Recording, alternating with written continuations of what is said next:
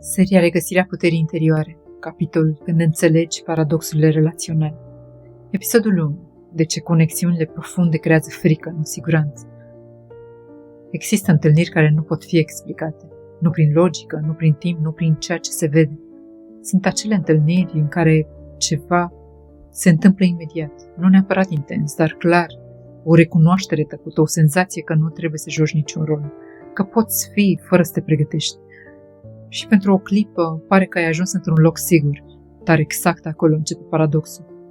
Pentru că ceea ce ar trebui să aducă liniște începe să creeze neliniște. Nu pentru că ceva este greșit, ci pentru că ceva este real și realul are o calitate pe care nu o anticipăm. Nu atinge doar ceea ce este frumos în noi, atinge și ceea ce este ascuns, ceea ce a fost rănit, ceea ce nu a fost înțeles, ceea ce nu a fost niciodată susținut cu adevărat. O conexiune profundă nu este doar o întâlnire între doi oameni, este o întâlnire între două sisteme emoționale, între două istorii, între două moduri de a iubi și de a se proteja. Și uneori între două răni care nu știu încă să stea în același spațiu.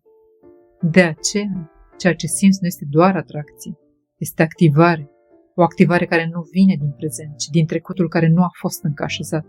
Și atunci începi să simți lucruri contradictorii, apropiere și nevoia de a te retrage, liniște și neliniște în același timp, dor și frică de rămâne. Și nu înțelegi de ce, pentru că mintea caută o regulă simplă. Dacă este bine, rămân, dacă este real, mă apropii.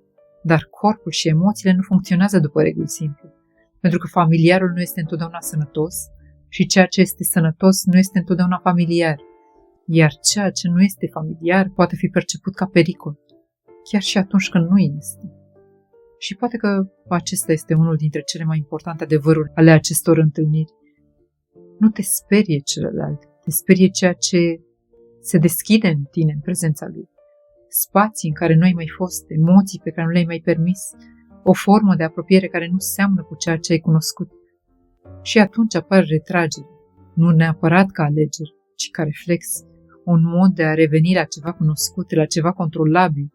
Și de aici apare confuzia, pentru că începi să te întrebi dacă este real, de ce nu este stabil, dacă este reciproc, de ce pare fragil, dacă există, de ce dispare.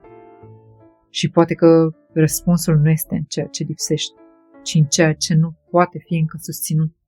Pentru că nu orice conexiune profundă poate fi trăită imediat. Nu pentru că nu este adevărat, ci pentru că nu există încă capacitatea emoțională de a o susține. Și asta schimbă totul. Pentru că ceea ce pare respingere poate fi, de fapt, protecție. Ceea ce pare distanță poate fi, de fapt, limită interioară. Ceea ce pare inconsecvență poate fi, de fapt, o luptă invizibilă.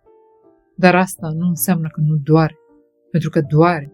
Doare să simți ceva real și să nu îl poți așeza într-o formă stabilă. Doare să vezi că există, dar nu poate rămâne. Și aici vine partea care schimbă perspectiva. Nu tot ce este profund este pregătit să rămână. Nu încă. Și poate că rolul acestor întâlniri nu este să devină relații, ci să devină oglindă. Să-ți arate ceva despre tine, despre cum iubești, despre unde te deschizi și unde te temi. Și poate că rolul lor nu este să rămână, ci să deschidă un spațiu în tine.